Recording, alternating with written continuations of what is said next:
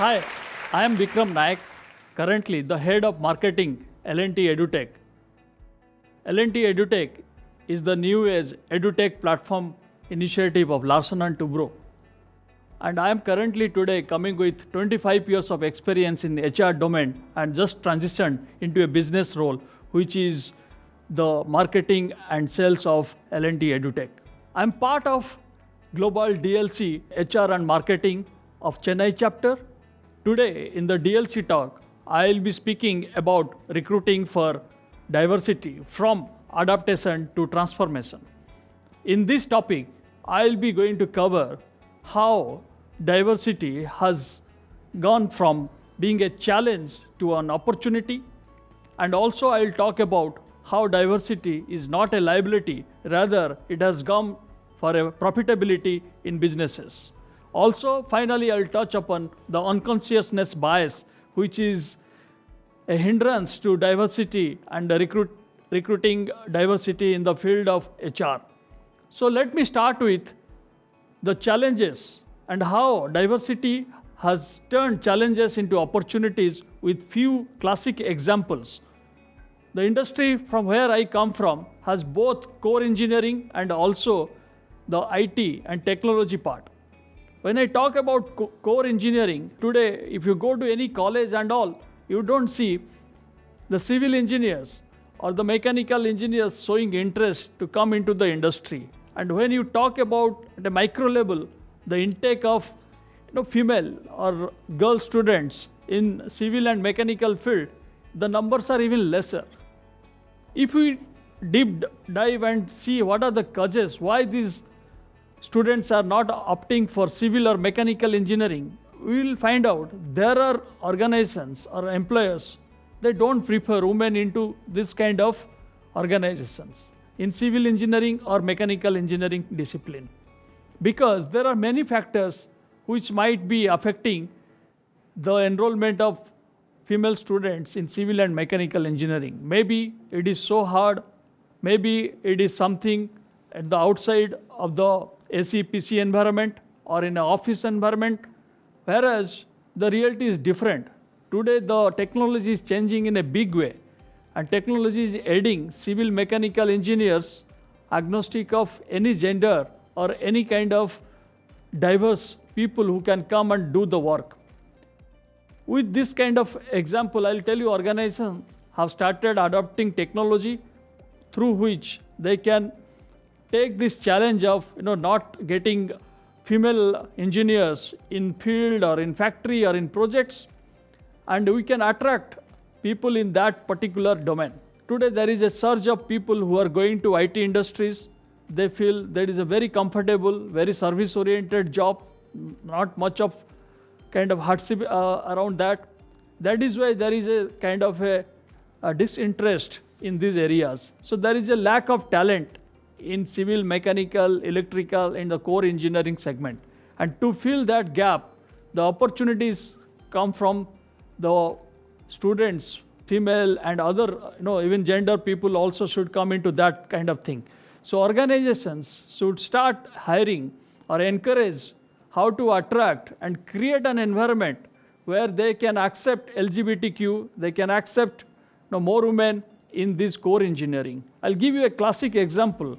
There was a time when before this pandemic and before the IT in a boom, lot of women, they want to work from home or work from their native after their marriage or after their, so many societal things and all. Today, those kind of things we can completely eliminate, because today they can work from anywhere, they can take their time and work as per their pace and time. That kind of flexibility which has brought over a period of time will turn the recruitment of diversity from a challenge to a kind of opportunity. So we can encourage people who can even take some period off or time off and then rejoin in the work. There are companies within the Larsen & Toubro group. We have started some program called returnership. That means if you have taken sabbatical for a year or 2 years or gone on some leave and there is a discontinuity of your service, you can rejoin us, because there is a dearth of talent today in the IT space. whether it is a .NET developer, web developer, or kind of full stack, back end, front end, those kind of people are not available, and we have to fill in the gap with experienced people, even though there is a gap in their service. That kind of flexibility, that kind of out-of-box thinking helps in recruiting diversity in a way which will make the things not mundane, but a transformation things. People would not have thought after 2 years of break, am I ready for the job or am I ready for the industry? But today, yes, industries, like as I said, some of our group companies, they have started this returnship program where you can come back and start working. That is a big time plus or advantage for people who can think that their career is over after a gap or after kind of a discontinuity. But today, the same program, same people will come back and say, yes, there is life after the break. So these are the things which I think are challenges which organizations and industry was facing some point of time. Now today, it has been changed into kind of an opportunity where they can come and give their talent and the expertise which can help the organization to grow. So what is the best way of thinking? If you want to attract those people who are hidden or latent talents not available in the market, you have to go out of box. You have to create an environment where the LGBTQ people, where women-friendly policies are attract more and more people into the ecosystem.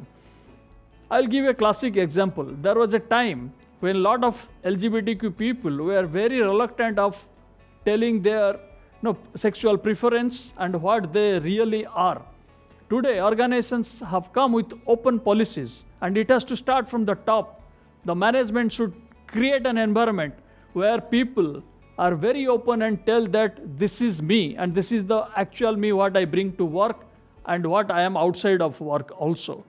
That kind of transparency, that kind of trust should come from the top, and they should allow people to express themselves and share their thoughts and preferences. That is why some of the organizations in my own L&T group companies, we have created places. It is gender neutral. When you go to a washroom, there is no more male, female. There is all gender washrooms. That shows we are ready to accept anybody who can use that particular facility. That gives the confidence to people that yes, you can have a place where you feel safe, where you are respected. People see you as you are. They don't want to see you as somebody who is not kind of in the societal acceptance level or not. So these are the things which if you start doing, then you can start attracting the talent which are already there in the system, but you are not able to get them inside. So organizations should very, very consciously and with a proactive measure start policies, start implementing things which will help them create an ecosystem where people can come and apply whatever expertise they have, whether a data science or analytics professional or creative professionals like media, marketing, and advertisement, where you can see a lot of people from different genders and different sexual preference, they come and express themselves. That is where the winning mantra or the organizations can pitch into and take that advantage of turning the challenges into opportunity. In Larsen & Toubro, we are also doing some of the projects which is run by all women project managers, starting from the entire project cycle is with the women kind of talent. Whether the contract manager, whether the safety manager, whether the accounts, finance, architects, all are women in a particular project, and it is a success. We can do it. When this can be done in the very non-traditional things, we can encourage more and more people coming into the job market. That is exactly what I mean, that this liability will become a profitability when you have the right talent coming at the right time and start contributing to the cause of the project or cause of the organization, and the result will be immense. So these are the two classic examples where I quoted about the diversity in recruitment, how they can bring opportunities and profitability. I'll give you my own example. When I was the head of talent acquisition, I created a team from 4 parts of the country in India. I have recruited the talent acquisition professionals from South, one person who has come from Kerala. I have recruited a talent acquisition or recruiter from Delhi, from North. I've recruited another guy from East, from Bhubaneswar, and one more team member from West in Mumbai. Strategically, I have recruited people from all over the country, all the 4 geographies, because I don't want to deprive. My head office is in Chennai. So if I start recruiting only Tamil or the people in the southern states from Kerala, Karnataka, Andhra, are you doing justice? Are you doing, because my projects, my jobs are all over the world, all over the place. That is why I thought it is the best way of bringing people from various parts of the country and make them work for the purpose of the business and purpose where we have the talent.